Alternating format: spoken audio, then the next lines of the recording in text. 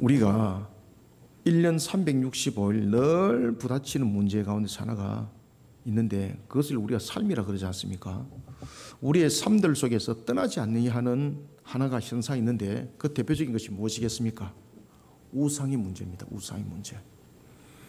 우상은 우리의 생각 속에서 또는 우리의 행위 속에서 우리의 삶을 통해서 우리의 환경을 통해서 법과 제도를 통해서 다양한 부분에 우상은 형성되어져 있습니다. 그러면은 이런 우상의 형성의 기초는 어디로부터 출발되었는가? 여러분들이 잘 아시는 것처럼 그 기초의 출발은 바로 마귀가 사람을 미혹하여 라는 부분에서 인간에게 죄가 성립되면서 이제 가장 인간을 연약한 요소를 공격할 수 있는 요소가 바로 신에 의지하는 요소인데 그 요소에 우상이 들어섬으로써 모든 속에 우상이 만들어지게 됩니다.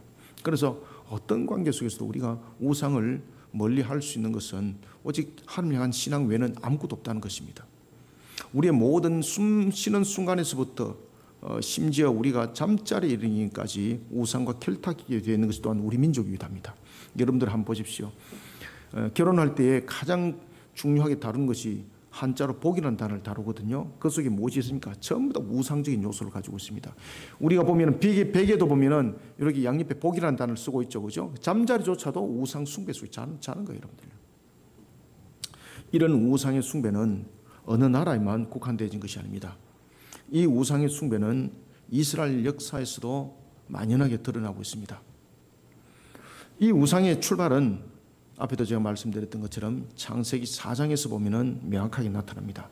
특히 창세기 4장 24절에 보면은 가인의 7대 손에 라멕이 등장합니다. 그 라멕은 그는 이렇게 말합니다. 가인을 위하여 벌이 7배라면은 라멕이 나에게 대항하는 자, 나에게 대항하고 나에게 거부하는 자들은 벌이 77배를 갈 것이다. 그죠? 이게 이제 스스로의 우상화 작업이 거기서부터 시작되는 겁니다.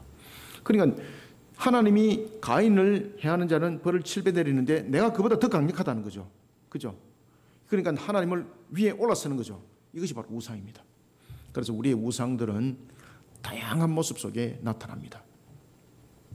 이렇게 해서 우상이 집단화를 이루었던 한 예가 또 있습니다. 창세기 11장, 바로 바벨탑 사건입니다. 그리고 이런 우상들이 인간사의 중심을 이루게 되고 그리고 모든 분야에 대해서 우상이 자리 잡게 됩니다. 여러분들 요즘에 TV 프로를 한번 보십시오. 저는 TV를 거의 안 보는 사람 중에서 한 사람인데 밥을 먹으면서 제가 TV를 보다가 제가 깜짝 놀랐습니다. 과거에도 TV에 정말로 그렇게 했을까? 정말 의심할 정도로 공개적으로 의도적으로 구다하는 것이 점치는 것이 막 드러나고 게임을 하는 그 프로그램인데 게임을 계속 지니까 이게 무슨 우리가 좋지 않는 그런 운이 우리에게 와닿는가 보다. 그러면서 이것을 어떻게 타파해야 될지를 우리 점을 한번 치러 가보자. 그러면서 무당을 찾아가는 대목이 드러나고 그런가 하면 또한 유명한 연예인들이 보면은 신내림을 받았다. 그러면서 각 프로에 놓으면서 그 내용들을 이야기를 하고 그러니까 모든 프로들을 보니까 이게 무당과 접목점을 이루고 있는 거죠. 우리가 이런 시대를 살아가고 있습니다. 그래서 하나님께서는 이스라엘 백성들을 통해서 시내산에서 언약을 맺을 때에 이 문제를 제일 처음에 다룹니다. 왜냐하면 우리 인간사가 살아가면서 가장 우리가 멀리 해야 될 내용과 그리고 또한 가장 멀리 해야 될 내용임에도 불구하고 가장 우리에게 접근해 있는 것이 바로 뭔가 하면 우상에 대한 문제거든요.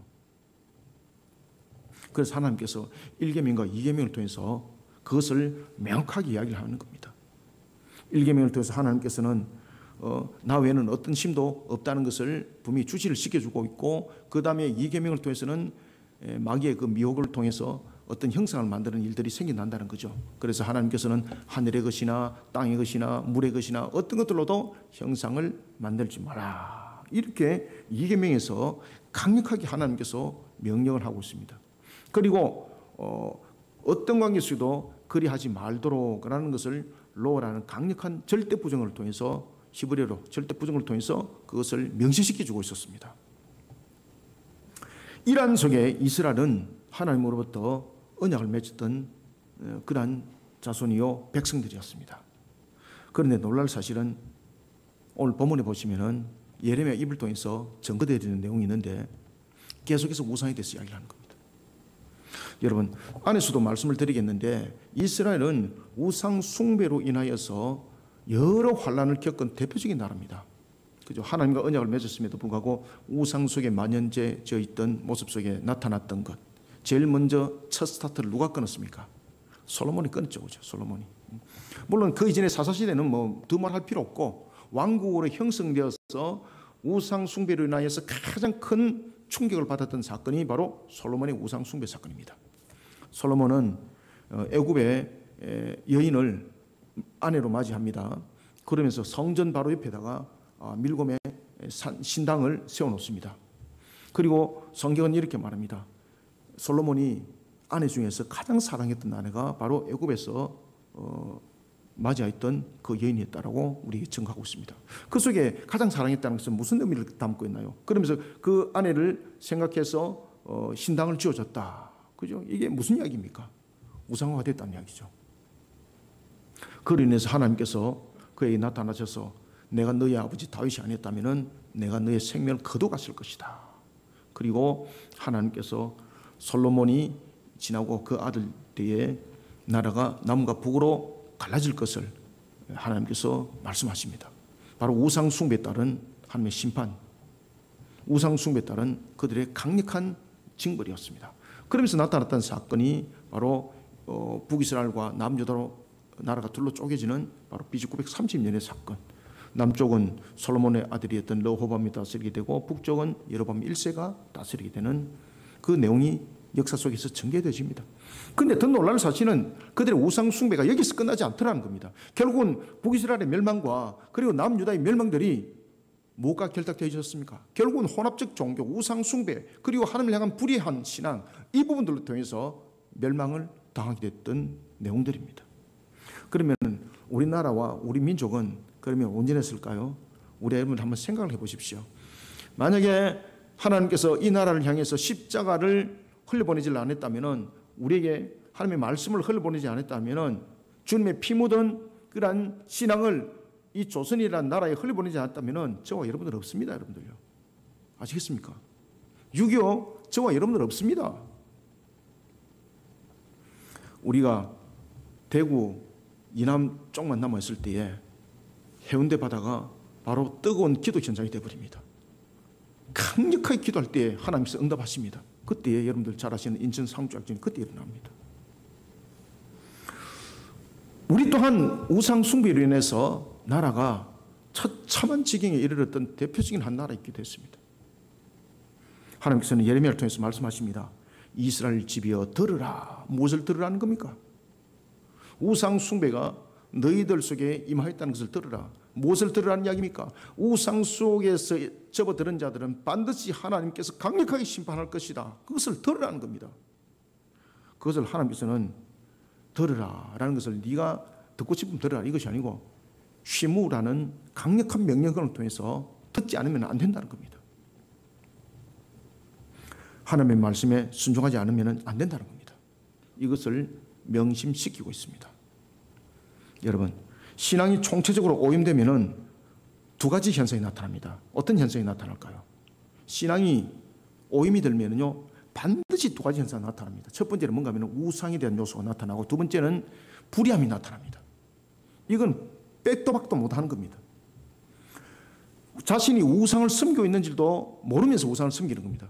그래서 제가 앞에 말씀드렸죠, 그죠? 라멕이 가인을 향해서는 벌이 7배라고 말한다면 자신에게 대항하고 자신의 말을 듣지 않는 자는 법을 77배를 내린다고 그러잖아요. 그러면 자신이 결국 하나님 위에 올라선 것이거든요. 이게 전부 다 우상이죠. 그래서 우리가 하나님보다도 먼저 생각하게 되고 하나님보다도 먼저 선택하게 되고 이런 부분들이 전부 다 우상적 요소를 가지고 있는 겁니다. 그래서 우상은 하나의 형상을 만드는 것 속에서만 있는 것이 아니라 우상은 생각 속에, 우리의 행위 속에, 우리의 삶 속에, 문화 속에 전부 다 젖어 있습니다. 그래서 우리가 이런 부분들을 명확하게 구별할 수 있는 것은 신앙의 관점밖에 없습니다. 다른 것으로 구별되지 않습니다. 왜냐하면 이미 우리는 우상 숭배라는 그 문화 속과 삶이 살아가고 있는 겁니다, 여러분들. 이와는 대조적으로 창조주 하나님은 천지와 만물을 만드실 때에 천지와 만물을 여러분 어떻게 창조하셨나요? 성경은 그것을 7번이나 말합니다. 하나님 보시기에 좋았더라. 선함의 창조였습니다. 그러나 하나님께 수종을 두는 목적으로 창조된 천사 가운데 하나가 하나님의 영광을 가로채면서 악이 형성됩니다.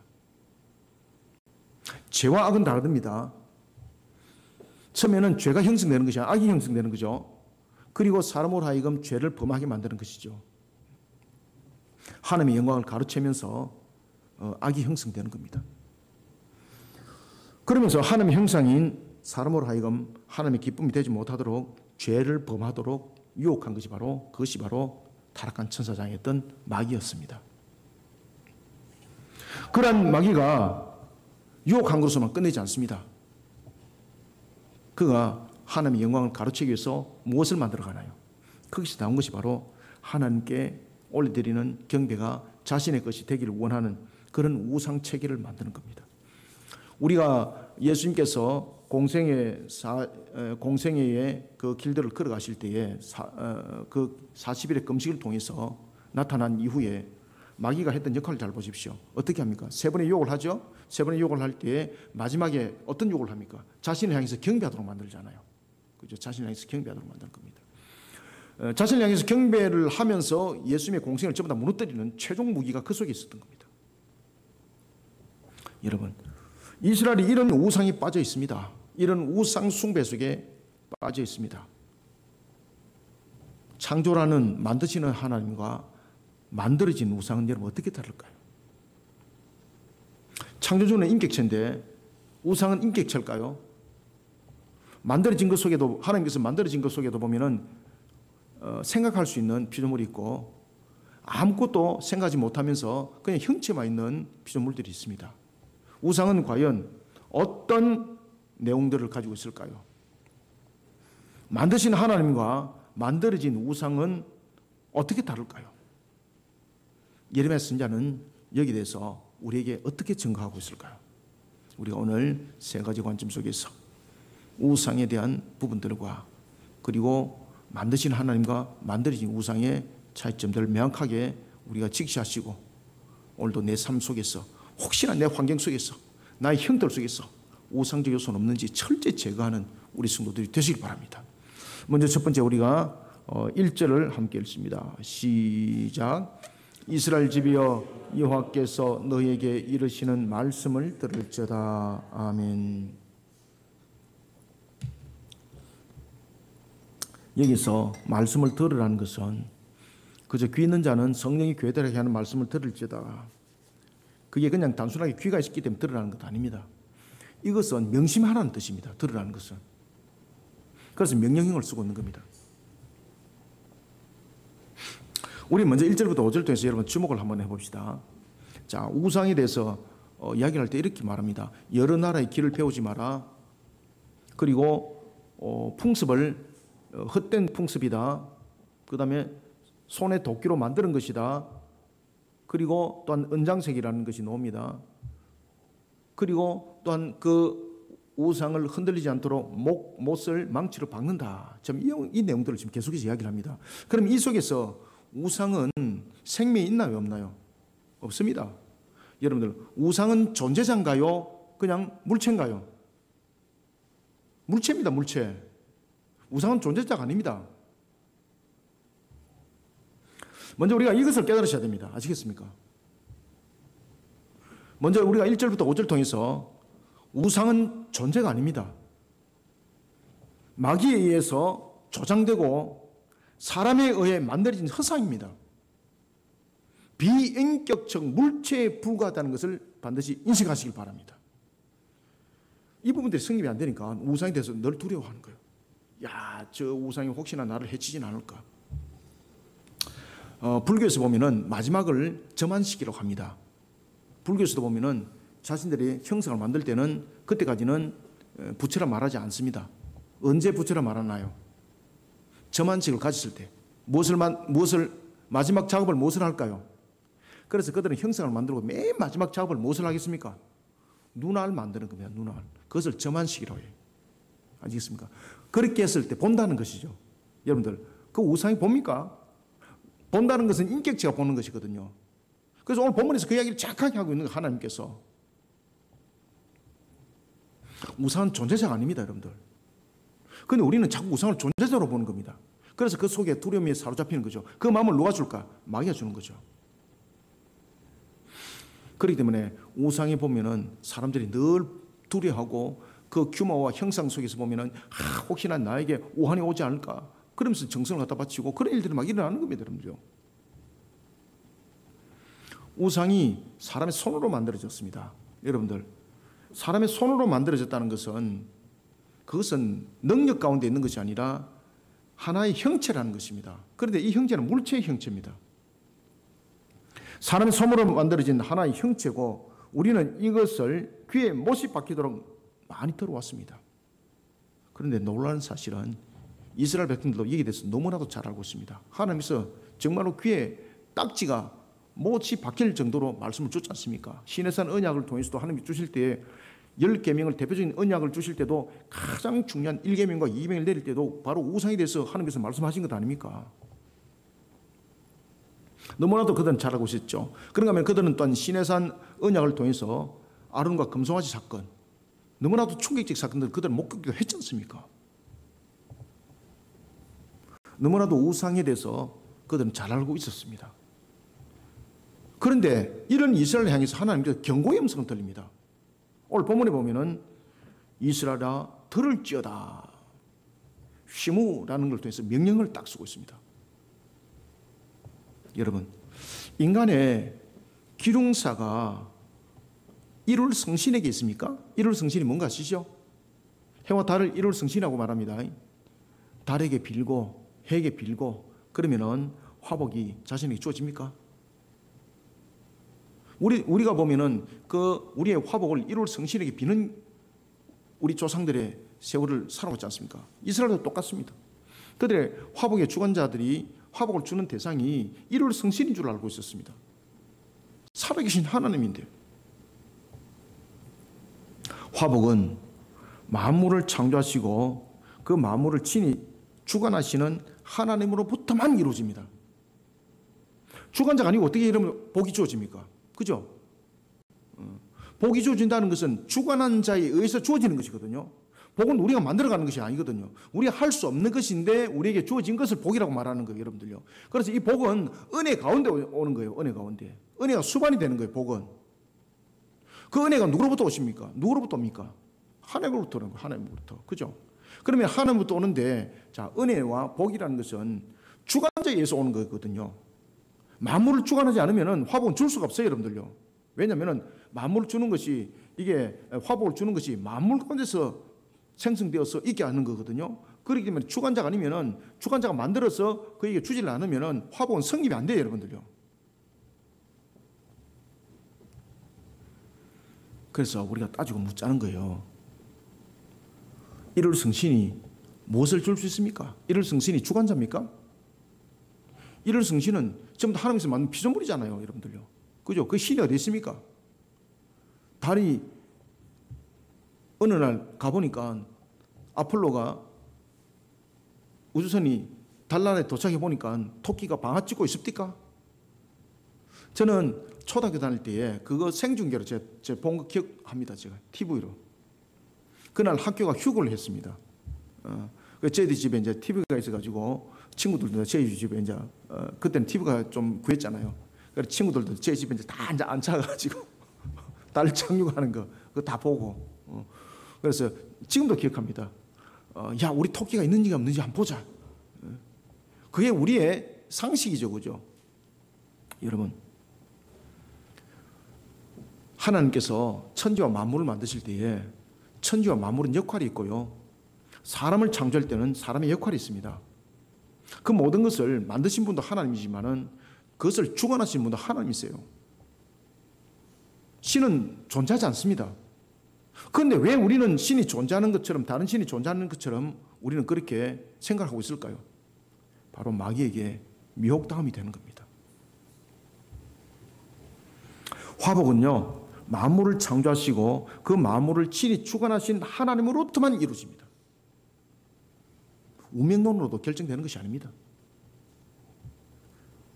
사람은 무엇 때문에 이런 헛된 것에 이런 마음이 뺏기겠습니까? 마귀의 간계로 그 마음이 미혹당했기 때문입니다. 그래서 고린도후서 11장 3절도 그 이야기를 하는 겁니다. 뱀이 그 간계로 하와를 미혹한 것 같이, 아시겠습니까? 미혹한 것 같이 너희 마음이 그리스도를 향하는 진실함과 깨끗함에서 떠나 부패할까 두려워하노라. 아멘. 그래서 결국은 우리가 그러한 우상을 바라보는 마음이 생기는 것이 마귀의 미혹한 그 관계에 꼬임을 받아서 그렇게 보는 겁니다. 하나님께서 예레미야를 통해서 말씀합니다. 우상은 인간이 만들어낸 것에 불과하며 자기 몸 하나도 가누지 못하는 그런 하나의 형체입니다. 심지어 못이 없으면 서지 못합니다. 바람 불면 넘어지잖아요.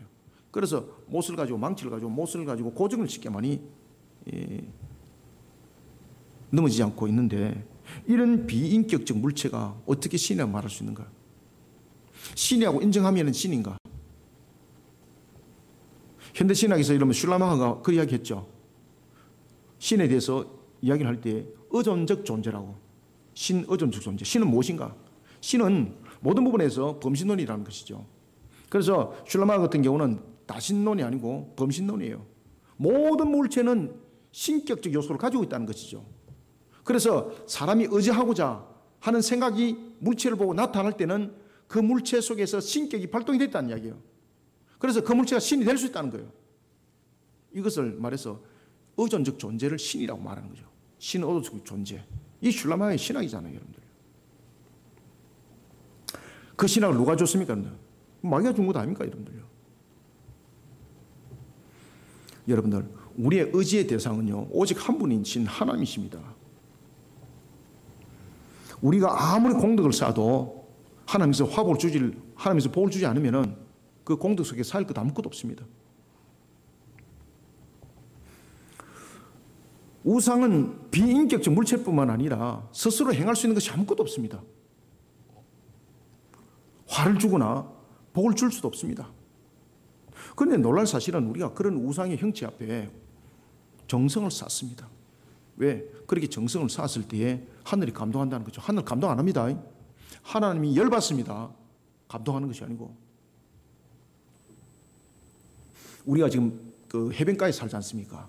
여러분들, 저 동해 쪽으로, 해운대를 비롯해서 동해 쪽으로 쭉 한번 올라가 보십시오.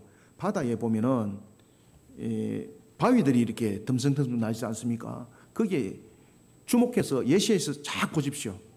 무엇이 있는 거 아십니까? 그 안에 그 신을 향해서 비는 흔적들이 남아 있습니다. 촛불을 켜고 향을 피우고, 저는 지나오다가도 그런 장면들을 많이 목격을 했는데, 특히 이제 그 바다에서 무언가를 업을 하시는 분들, 또는 뭐 특별한 부분들이 이유를 가지고 있는 분들, 그런 분들이 보면은 이 바다에 이렇게 듬성듬성 나 있는 바위 틈에 그곳에서 하나의 자신들의 신에 대해서 비는 그런 유형들을 하고 있습니다. 심지어 저는 굿하는 것도 봤습니다. 내려오면서. 여러분들, 하나님이요, 그 상황을 처음부터 기록 다 합니다.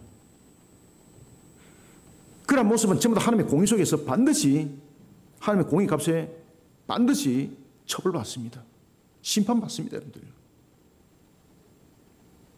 그래서 하나님께서 쉐무, 들으라는 거, 들으라. 명령을 쓰고 있는 거예요. 왜 명령을 쓰겠습니까? 너희들이 불행의 길을 걷지 말라는 겁니다. 너희들이 멸망의 길을 걷지 말라는 겁니다. 1절부터 5절을 함께 읽어주시기 바랍니다. 시작. 이스라엘 집이여, 여호와께서 너희에게 이르시는 말씀을 들을지어다. 여호와께서 이와 같이 말씀하시되 여러 나라의 길을 배우지 말라. 이방 사람들은 하늘의 징조를 두려워하거니와 너희는 그것을 두려워하지 말라.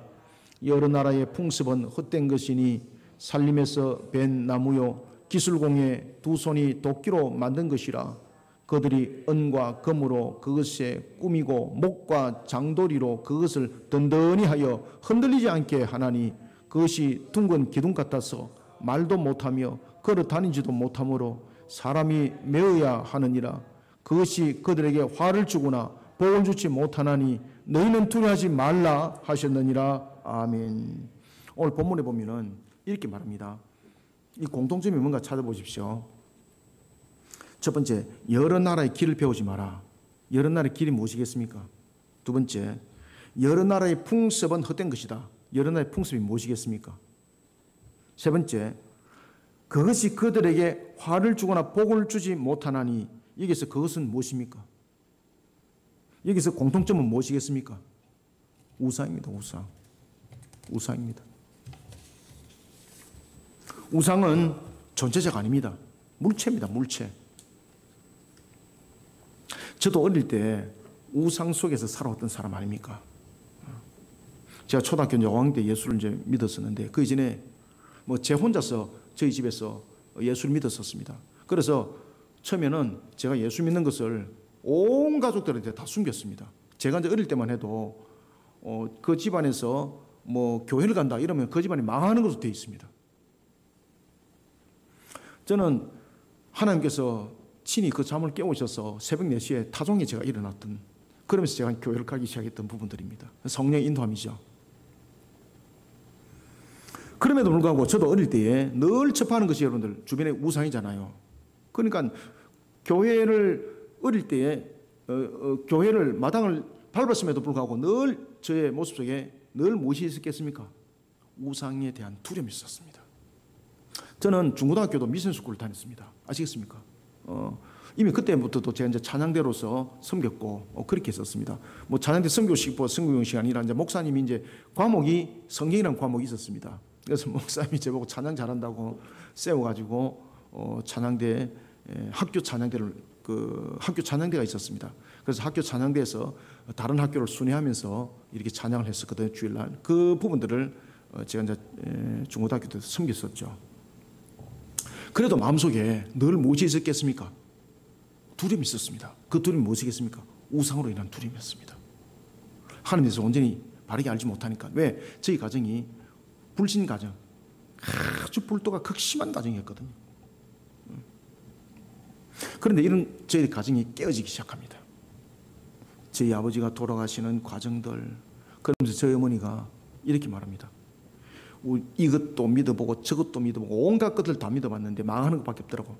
그럼 내가 마지막으로 죽기 전에 내가 예수를 한번 믿어보겠다고. 우리 어머님이 위해서 그 이야기를 하는 거예요.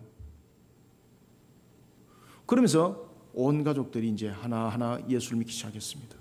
그전에는 제가 교회를 다닌 것을 아무도 몰랐습니다. 여러분, 오늘도 우리의 주어진 모든 한날 생각을 해봅시다. 우상은 존재가 아니지 않습니까? 물체입니다. 그런데 저도 어릴 때 그런 두려움 속에 사로잡혀 있었습니다. 왜 그렇겠습니까? 계속해서 전해왔던 그런 속에 젖어 있었던 것이죠. 우상은 여러분 인격체도 없습니다. 스스로 몸조차도 가누지 못합니다. 망치와 못으로 동원해서 고정시켜야만이 넘어지지 않습니다. 이게 무슨 신입니까? 이런 우상이 신이 되었습니다. 정말로 신이기 때문에 신이 된 겁니까? 우상 숭배는 부패한 인간의 마음을 통해서 일어나는 겁니다. 이 가운데 마귀의 역할이 있었던 겁니다. 그래서 내가 우상에 대해서 여전히 두려움을 가지고 있다면요, 그 속에 지금 마귀가 미혹화해서 내가 넘어진 상태라 보시면 100%입니다. 반드시 대적하시길 바랍니다. 반드시 대적해서 물리치시길 바랍니다. 골로새서 3장 5절은 이렇게 말합니다. 그러므로 땅에 있는 지체를 죽이라. 곧 음란과 부정과 사욕과 악한 정욕과 탐심이니 탐심은 우상 숭배니라. 아멘. 대적하시길 바랍니다. 물리치시길 바랍니다. 그 우상 숭배를 물리침으로 인해서 나에게 물질이 떨어지고 주변에 사람이 떨어질 것 같습니까? 차라리 그런 사람과 그런 물질은 떨어내시길 바랍니다. 그것이 복입니다. 오늘도 하나님이 주신 말씀을 쉐마, 이것을 명령형으로 쉐무라고 했습니다. 틀을 쩌다. 명령이었습니다. 오늘도 하나님 말씀을 오늘도 마음반석에 각인하고 새기면서 어떤 것들도 우상적 요소들을 우리 속에 자리 잡지 못하도록 대적하고 물리치는 우리 성도들이 다 되시길 소원합니다. 두 번째는 6절을 함께 읽습니다. 시작. 여호와여 주와 같으니 없나이다. 주는 크시니 주의 이름이 그 권능으로 말미암아 크시니다. 아멘. 두 번째로 6절부터 10절 통해서 우상은 가치조차도 없습니다. 그죠? 그래서 우리가 가치가 없다는 것을 우리가 뭐라고 말합니까? 무가치하다 그러잖아요. 우상은 무가치합니다. 그런데 만왕의 왕이신 하나님은 어떻습니까? 어떤 것들로도 우리가 비교할 수 없는 겁니다. 그래서 그냥 우리가 단어를 하나 인용을 해보자면요, 탁월함이라고 해볼 수가 있는데, 사실은 하나님께 이 탁월함을 우리가 비교할 수도 없는 겁니다. 왜 그러면 탁월함이라는 것은 비교급적 면에서 이 부분들이거든요. 그런데 우리는 하나님께서 탁월함이라는 것을 이야기를 할 때는 어떤 것들도 비교할 수 없다는 측면에서 이 단어가 인용이 되어야 됩니다. 따라서 두 번째 6절부터 11절 통해서 우상은 무가치하지만 만왕의 왕이시며 영원한 왕이 되시는 하나님은 세상의 어떤 것들과도 비교할 수 없는 탁월함을 가지고 계신 분이라는 것을 반드시 아시길 바랍니다. 성경은 우리에게 중요한 사실을 알려줍니다. 하나님은 언약 백성에게만 왕이 되는 것이 아니라 이방인까지도 통치하고 다스리는 왕, 그래서 만왕의 왕이라고 하는 거예요. 이런 만왕의 왕이신 하나님의 탁월함은 다른 부분과 비교의 대상이 되지 않습니다. 왜냐하면 일단 모든 부분에서 존재적 측면에서 무한하신 분이지 않습니까? 능력에 있어서 무한하시기 때문에 비교가 안 됩니다. 왜? 유한성과 유한성은 비교라는 단어 성립이 되는데, 죄송합니다만은 무한성과 유한성은 단어 자체가 비교라는 단어가 성립이 안 됩니다. 원래 비교는 대상이거든요. 대상이 안 되는 거잖아요. 그렇기 때문에 비교라는 단어를 쓰면 안 됩니다. 원래. 근데 우리가 쓸 수 있는 언어가 그밖에 없는 거예요. 우리를 이해하는 측면에서 그 단어를 쓸 수밖에 없는 거예요. 탁월함도 마찬가지입니다. 하나님의 탁월함은 어떤 대상을 비교해서 탁월함이라는 것이 아닙니다. 창세기 1장 28절 보십시오. 하나님께서 사람에게 생육번성 충만하리라 이렇게 말씀하시면서 뒤에 이어서 무슨 말씀을 주나요? 땅에 충만해라, 땅을 정복하라, 바다의 물고기와 하늘의 새와 땅에 움직이는 모든 생물을 다스리라, 이 말씀을 주죠. 이 말씀 속에는 무엇이 주어진 겁니까?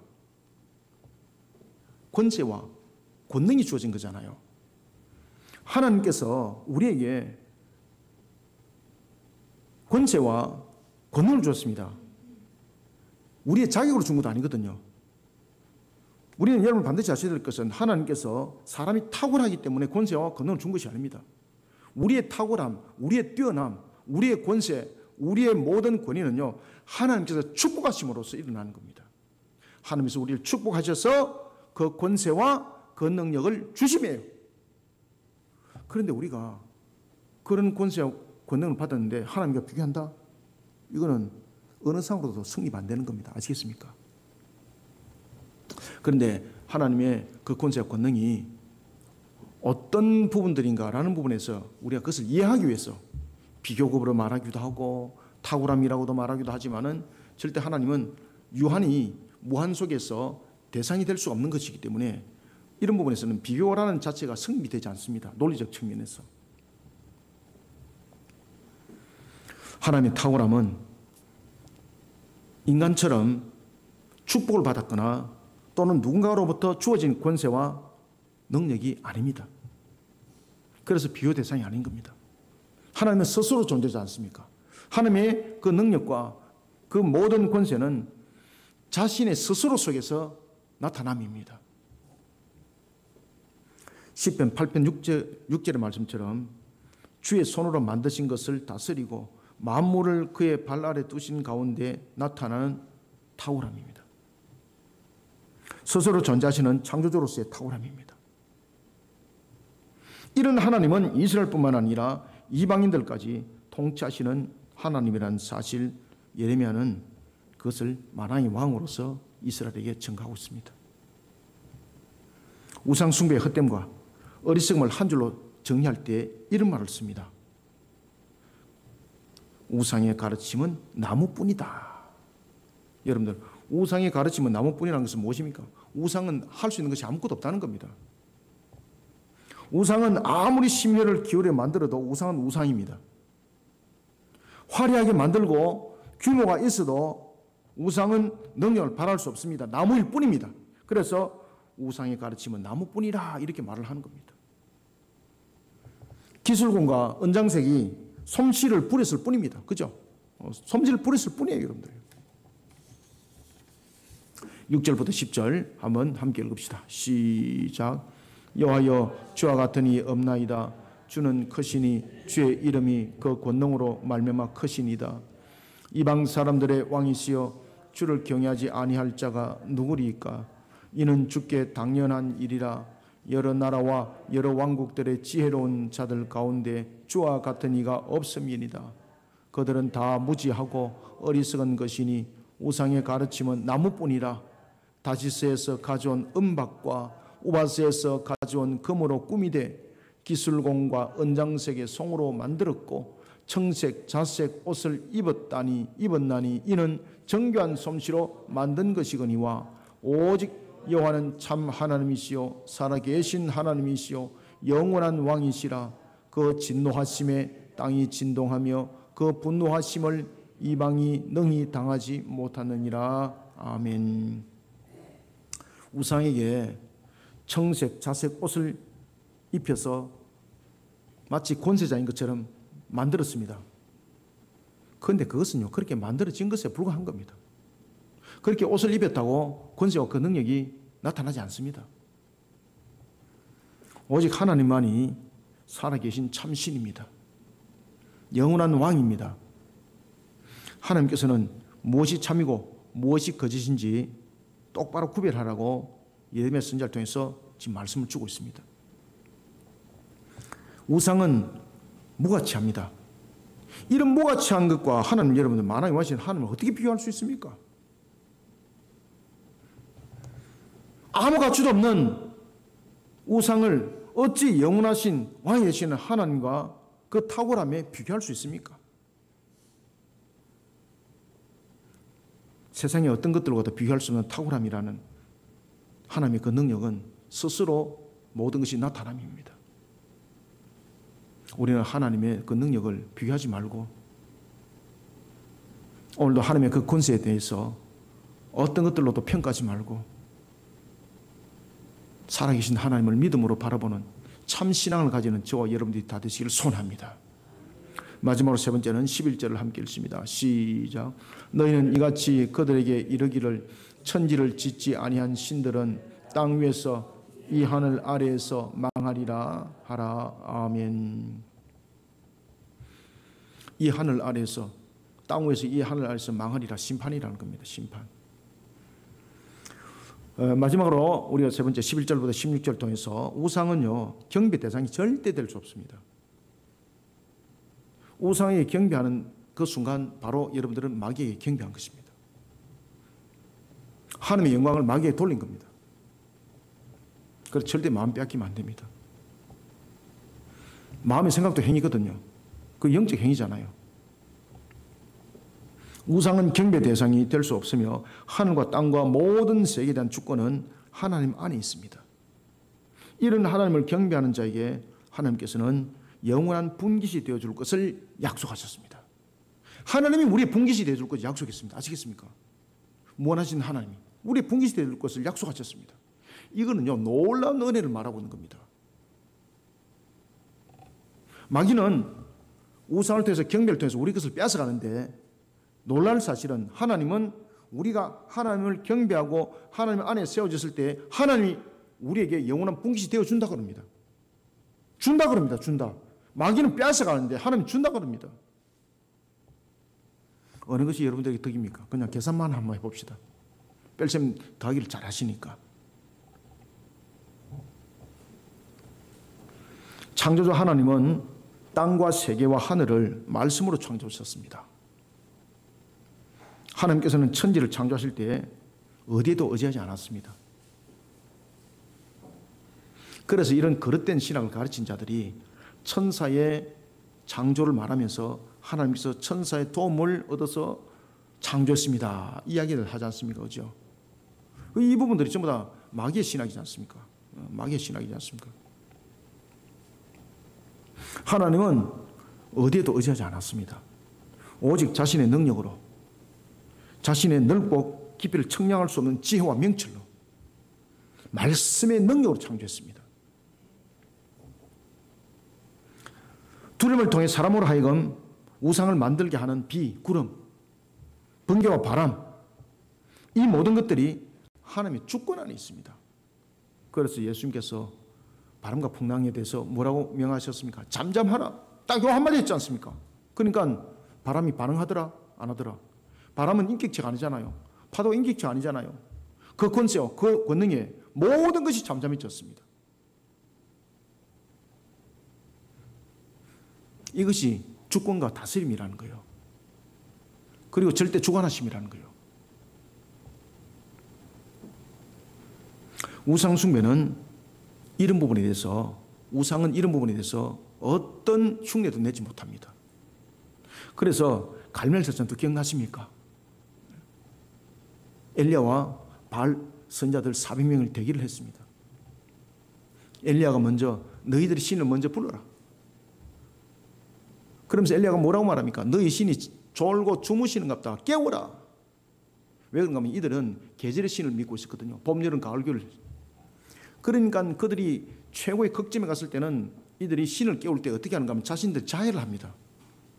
아시겠습니까? 자신들 살을 베어내고 자신들이 피를 흘려서 신을 부르는 그 마지막 단계, 그건 자해를 막 하는 겁니다. 응답하지 않습니다. 왜 응답하지 않습니까? 신이 아니니까.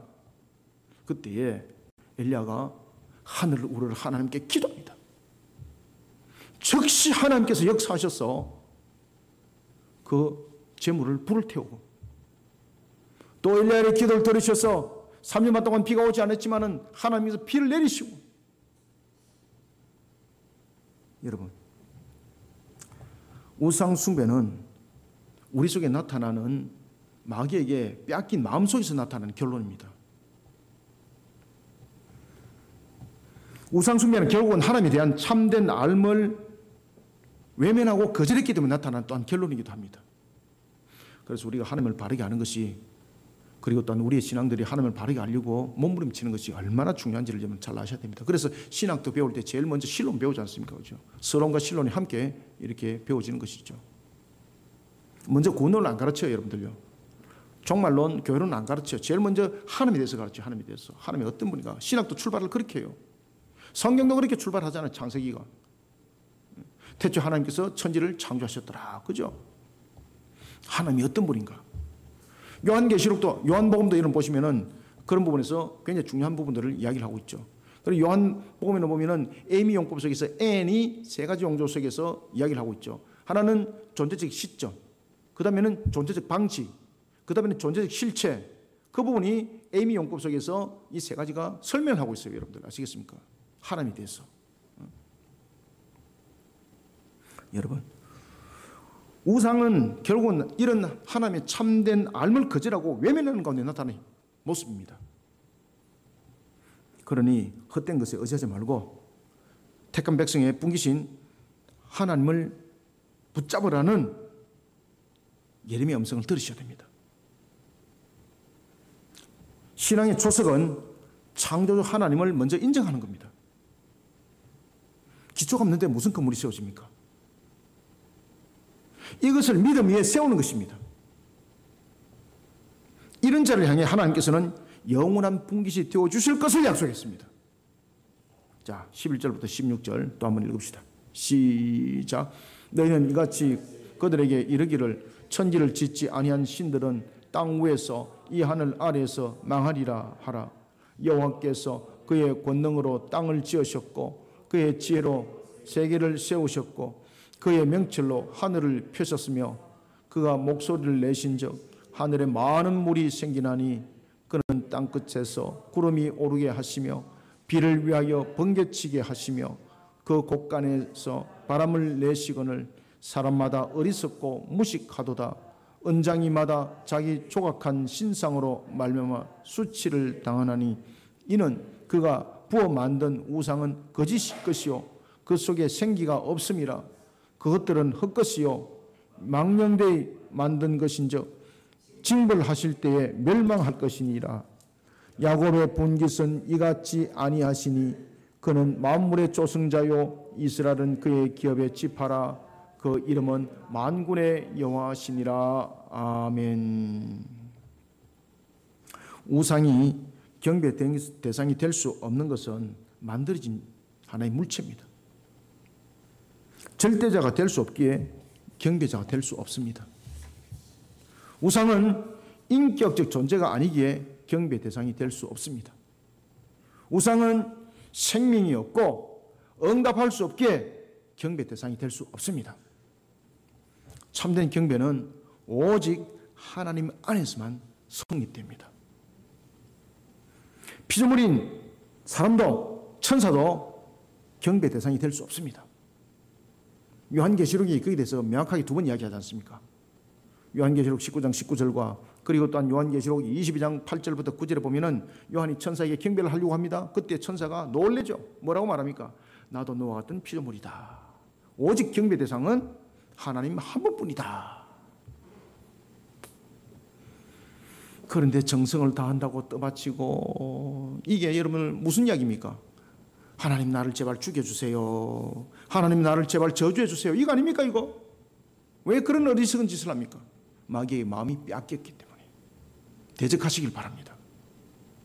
하나님을 먼저 알미 신앙의 초석입니다. 우상은 경배 대상이 될 수 없습니다. 하늘과 땅과 모든 세계에 대한 주권은 하나님 안에 있습니다. 지금 우리가 여러분들 마치 제가 지금 설교할 때 공부하듯이 하잖아요. 왜 그런 거 아십니까? 지금 주시시키는 겁니다. 지금 여러분들에게 스토리를 지금 말하고 있는 것도 아닙니다. 이거 반드시 알아야 된다는 겁니다.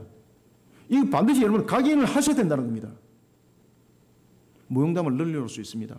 그런데 여러분들에게 중요한 것은 무용담이 아닙니다. 그 무용담 속에 오히려 격기로 가는 경향이 생기는 겁니다. 똑바로 정신 차지하는 거죠. 쉐무 들으라는 거예요. 들으라. 명령형 들을지어다. 하늘과 땅과 모든 세계에 대한 주권은 하나님 안에 있습니다. 이런 하나님을 경배하는 자에게 하나님께서 영원한 분깃이 되어 주실 것을 약속했다는 것을 믿어 의심치 않는 우리 성도들이 다 되시길 소원합니다. 말씀을 했습니다. 분깃은 돌아가는 분량을 말합니다. 택한 백성의 분깃이 하나님이라는 것은 놀라울 역사를 우리에게 설명하고 있습니다. 하나님께서 택한 백성에게 영원한 축복의 분깃이 되어 주신다는 겁니다. 그리고 택한 백성의 분깃이라는 속에는 또 하나가 함축되어져 있습니다. 그것은 뭔가 하면은 택한 백성의 분깃이라는 것은 택한 백성은 하나님께서 그에게 복을 주시는 것도 있지만은 하나님께서 택했잖아요. 하나님께서 택한 자는 하나님께서 명령하신 것에 수반하여서 이행할 위치에 또한 있다는 것을 잊지 말라는 겁니다. 그 대표적인 것이 무엇이겠습니까? 지상대 위임령. 마태복음 28장 19절에서부터 20절. 아버지와 아들과 성령의 이름으로 세를 주고 내가 너희들에게 가르치고 분부한 것을 내가 올 때 그때까지 그것을 가르치고 지켜 준행하도록 하여라. 이 부분들을 우리가 준행하는 것이 또한 우리의 분깃이기도 합니다. 그것을 우리가 사명이라고 말합니다. 이와 같이 택한 백성의 분깃이라는 것은 하나님께서 이루고자 하는 구원의 사역을 이룰 사명을 우리에게 또한 주셨다는 것도 함께 그 속에 함유되어 있습니다. 돌아볼 때 내가 비록 가진 것이 없습니다. 아무것도 없는 것처럼 보입니다. 제가 왜 처럼이라고 말했을까요, 여러분들요? 실제로 없는데 왜 없는 것처럼이라고 제가 말했을까요? 이미 하나님께서 우리를 축복하셔서 우리에게 마음껏 누릴 수 있는 것이 새하늘과 새 땅에 있기 때문에 처럼이라고 제가 단어를 쓴 겁니다. 왜냐하면 이 땅의 삶은 그림자라 그랬거든요. 우리의 실제 삶은 결국은 새하늘과 새 땅이거든요. 우리가 이 새하늘과 새 땅을 바라볼 수 있는 우리의 신앙들이 세워져야 합니다. 그런만이 마귀에게 미혹당하지 않습니다. 나의 모습을 돌아보면서 한탄합니다. 내 삶이 왜 이렇게 쪽박을 차고 있느냐? 다른 사람은 잘 사는데 나는 왜 이렇게 살 수밖에 없느냐? 하는 것마다 나는 왜 이렇게 안 되느냐? 안 되기는 그 속에 욕심이 있기 때문에 자꾸 그렇게 판단할 수밖에 없고 그 마음을 마귀가 주니까 그 속에 동조된 것이지. 이미 하나님께서는 우리를 영원한 분깃으로 삼았습니다. 그러면 우리는 두 가지 관점에서 확실해야 됩니다. 하나는 하나님께서 이미 천국을 통해서 우리에게 영원한 분깃을 준 것을 믿음의 눈으로 바라볼 수 있어야 합니다. 그리고 또한 이 땅을 통해서도 우리가 하나님의 주신 사명 속에서 내가 그 분깃으로 감당해야 될 그 역할들은 어디까지인가 이것도 각인하셔야 됩니다. 그러면 이기는 자가 되는 겁니다. 그런 이기는 자의 자세가 되지 않기 때문에 마음이 침몰당했다는 뜻입니다. 그러니까 늘 한탄하는 거예요. 한탄하는 거예요. 그러니까 어디로 갑니까? 그러니까 그러니까 여러분들 저 바위에 가지고 떨어지잖아요, 여러분들요. 그죠? 한탄하면서. 왜 한탄합니까? 하나님께서 우리에게 허락하신 삶은 다양성을 가지고 있는데,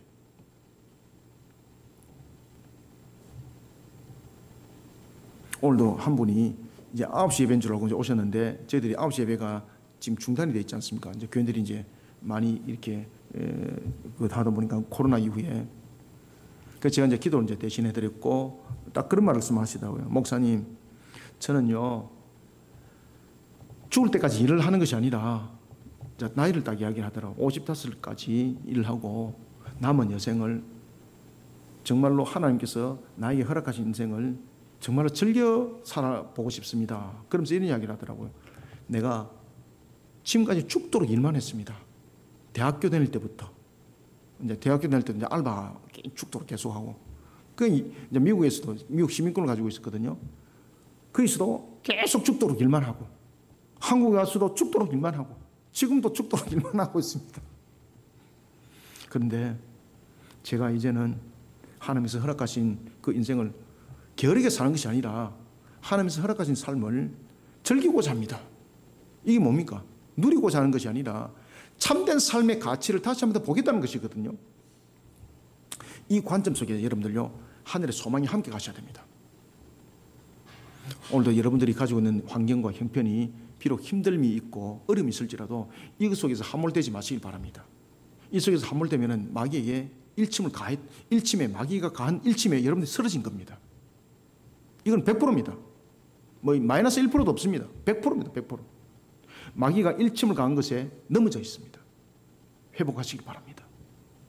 하나님을 바르게 아는 지식으로 회복하시길 바랍니다. 천국의 소망으로 바로 세워지시길 바랍니다. 그래서 십자 신앙이 중요한 겁니다. 우리를 날마다 바르게 세우는 것은 우리의 의지가 될 수 없는 겁니다.